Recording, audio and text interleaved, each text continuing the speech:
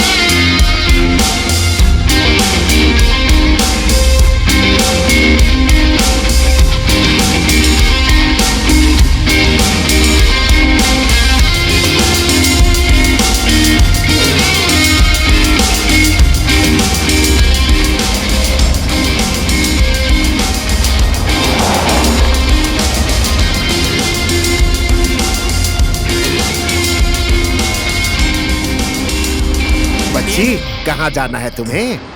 जाजरकोट। जाजरकोट? आ जाओ, हम लोग बुटवल की ओर जा रहे हैं। साथ में चलते हैं।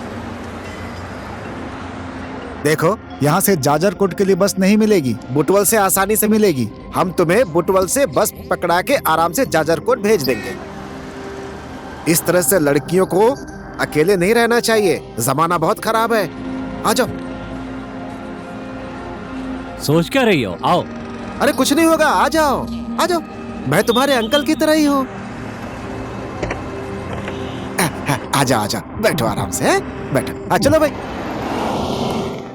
वो मुझ पे हमला करके पता नहीं कहाँ चली गई।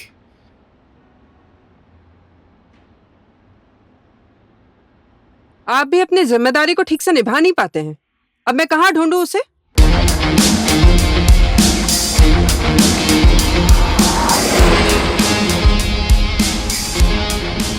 बेटी, तुम जाजरकोट ही जा रही हो ना? अरे कुछ बोल क्यों नहीं रही हो? तुम इधर बुटवल में ही रह जाओ, वहीं पर खाओ पियो मजे करो, हैं?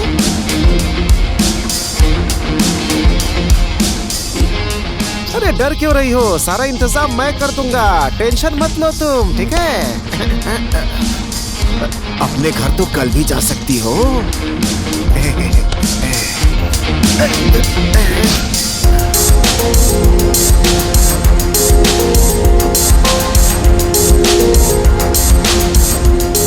मुझे छुओ मत, तो सुनो, मुझे मत छुओ। अरे बात सुनो, अरे छोड़ो मुझे। अरे सुनो, गाड़ी रोको। क्यों नाराज हो रही हो? रोको।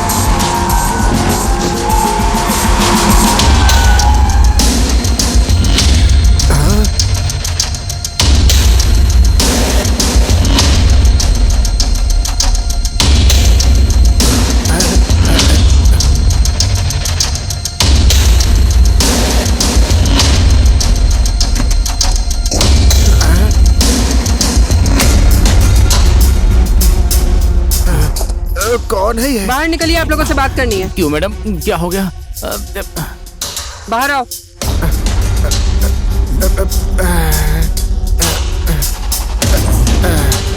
कहाँ जा रहे हो? वो घूमने जा रहा था मैं, मैडम। कहाँ पर घूमने जा रहे हो? कौन हो तुम और क्यों बताएं? ओ मैडम, क्यों मारा उसे? कोट पैंट सोने की चेन पहनकर करोड़ों की गाड़ी में बैठने से कोई भी इंसान भला आदमी नहीं होता। भला इंसान वो होता है जो लड़कियों का सम्मान करता है। इस टोपी का सम्मान करना सीख।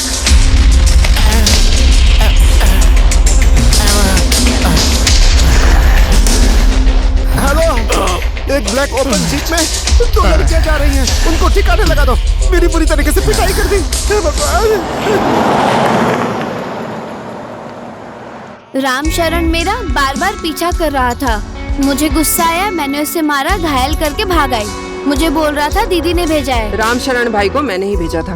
मैं चेक कर रही थी तुम्हारे अंदर का डर भागा है या नहीं। मैं तुम्हारी हिम्मत चेक कर रही थी। दीदी गाड़ी आराम से चलाइए ना, मुझे चक्कर आ रहा है। दीदी आराम से चलाइए ना, मुझे उल्टी आ रही है। दीदी आराम से चलाइए ना, उल्टी आ रही है। दीदी आराम से चलाइए ना, उल्टी आ रही है, उल्टी आ रही है।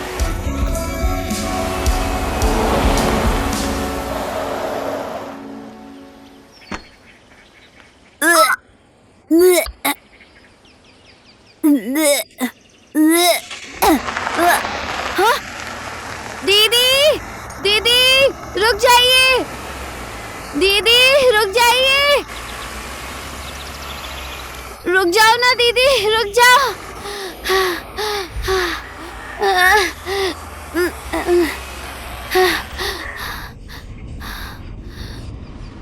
जया, जब जिंदगी की गाड़ी छूट जाती है ना, तब इंसान खाना और वॉमिटिंग करना भूल जाता है। कैसा लग रहा है? क्या दीदी? वॉमिटिंग। अब मैं ठीक हूँ दीदी।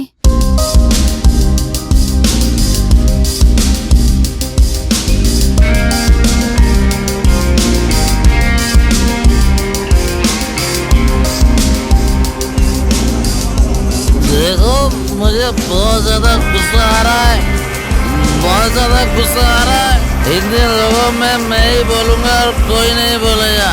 शराब पीकर तमाशा दिखाते हो, शर्म नहीं आती तुम्हें? हाँ?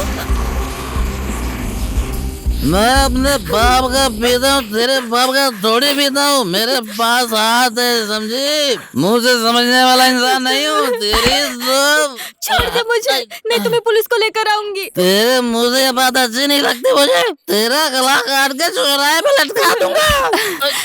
छोड़ दे मुझे, नहीं तो पुलिस को लेकर आऊंगी, जेल में डलवा दूंगी तुझे। धमकी देती है? चाहे पुलिस को लेके आ या पुलिस के बाप को लेके आ। अगर मेरे घर आए दोबारा तो समझ लेना। तेरे लिए जा बोलना बहुत आसान है शराबी। मैं अपने बेटों के लिए रुकी हूँ, समझा? तेरे लिए नहीं रुकी हूँ।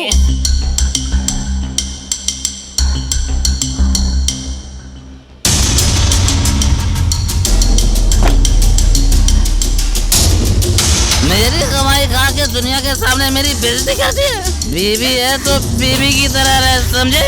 नहीं तो मार मार के चमड़ी की। क्या कर रहे हो तुम?